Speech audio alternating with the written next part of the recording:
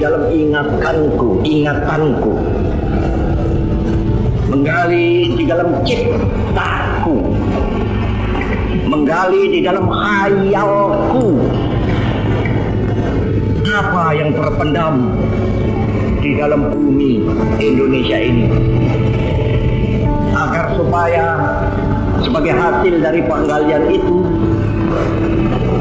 dapat dipakainya sebagai dasar daripada negara Indonesia merdeka yang akan datang. Sudah terbukti bahwa Pancasila yang saya gali dan saya persembahkan kepada rakyat Indonesia, bahwa Pancasila itu adalah benar-benar satu dasar yang final.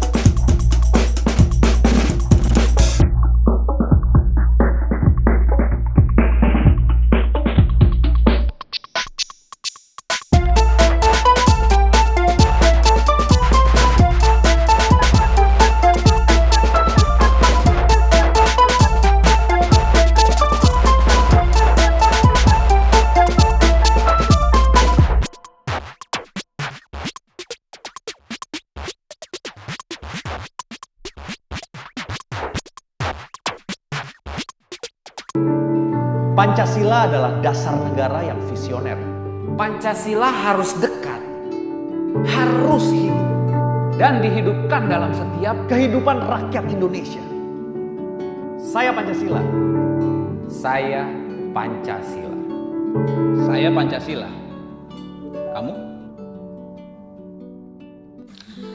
Assalamualaikum warahmatullahi wabarakatuh. Perkenalkan, nama saya Fis Syarianti Kolita Salsabila dengan NIM 28 beserta teman saya dari kelompok 10 yaitu Sinta dengan NIM 70 dan Syahreza Palepi dengan NIM 63. Saya dan teman saya saat ini ingin mempresentasikan tentang tugas Pancasila, yaitu dengan tema Pancasila sebagai sistem etika-etika kemanusiaan dan persatuan. Yang pertama yang akan saya bahas adalah etika kemanusiaan yang adil dan beradab. Imperialisme adalah melakukan penjajahan dengan cara membentuk pemerintahan penjajahan dengan mengatur sistem kehidupan di daerah penjajahan.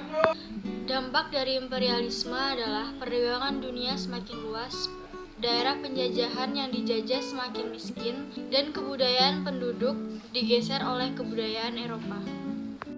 Sekarang, saya akan membahas tentang krisis kemanusiaan. Indonesia adalah salah satu negara yang sangat menjunjung tinggi kemanusiaan. Kita dapat melihat dalam sila kedua yang berbunyi kemanusiaan yang adil dan beradab. Sayangnya, bahkan negara yang sangat menjunjung tinggi kemanusiaan, terdapat kasus kemanusiaan. Contoh kasus kemanusiaan di Indonesia adalah kasus Angelin. Kasus Angelin ini adalah kasus terbesar kemanusiaan di Indonesia. Selanjutnya, saya akan menjelaskan tentang gagasan kemanusiaan dalam bentang sejarah. Di dalam gagasan kemanusiaan dalam bentang sejarah ini, Bung Karno membedakan kemanusiaan dan peri kemanusiaan. Sedangkan peri kemanusiaan adalah jiwa yang menyadarkan bahwa manusia dengan manusia lainnya saling membutuhkan. Selanjutnya, saya akan menjelaskan tentang nafsir kemanusiaan dalam Pancasila. Sila kedua yakni kemanusiaan yang adil dan beradab, mengandung pengertian bahwa setiap manusia merupakan makhluk yang beradab dan memiliki keadilan yang setara di mata Tuhan. Dengan kata lain, seluruh manusia sama derajat.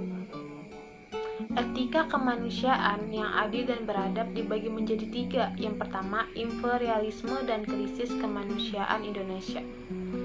Imperialisme adalah kebijakan dari sebuah negara yang memegang kendali pemerintah atas daerah lain agar negara itu dipelihara dan berkembang. Yang kedua, gagasan kemanusiaan dalam benteng sejarah. Bung Karno pernah berkata, kemanusiaan itu adalah alam manusia. Seperti yang kita pelajari di Pancasila, bahwa kita ketahui sila kedua adalah pri kemanusiaan, yang berarti pemikiran bangsa ingin menegaskan bahwa nasionalisme Indonesia berlandaskan kemanusiaan. Yang ketiga, menafsirkan kemanusiaan dalam Pancasila. Sila kedua yang berbunyi kemanusiaan yang adil dan beradab sudah menjelaskan bahwa seluruh manusia merupakan makhluk yang beradab dan memiliki keadilan yang setara di mata Tuhan. Etika Persatuan Indonesia dibagi menjadi dua. Yang pertama, makna persatuan. Menurut Kamus Besar Bahasa Indonesia, persatuan memiliki makna sebagai sebuah gabungan ikatan yang terdiri dari beberapa bagian yang sudah bersatu. Sedangkan kesatuan bermakna perihal satu, sifat tunggal, satuan. Yang kedua, sekilas tentang paham integrasi. Pengertian integralistik. Dalam pengertian ini, kesatuan integralistik memberikan satu prinsip, bahwa negara adalah suatu kesatuan integral.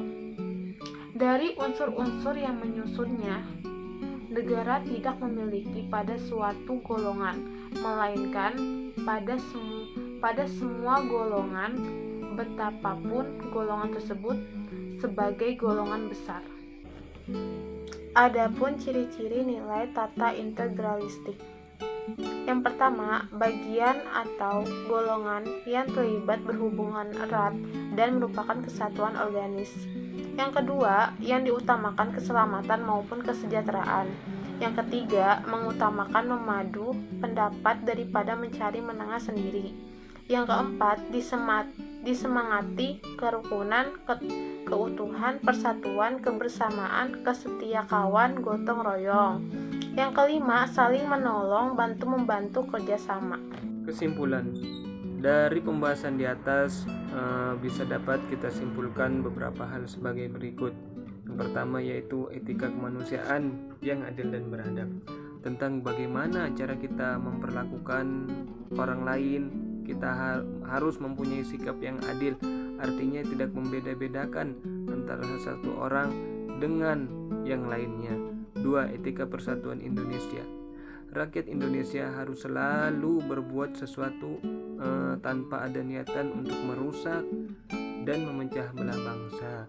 Dan kita juga dituntut untuk saling menghargai antar ras, suku, dan agama. Karena dengan adanya perbedaan di Indonesia, itu menjadi salah satu kekuatan bagi negara kita, yaitu Indonesia.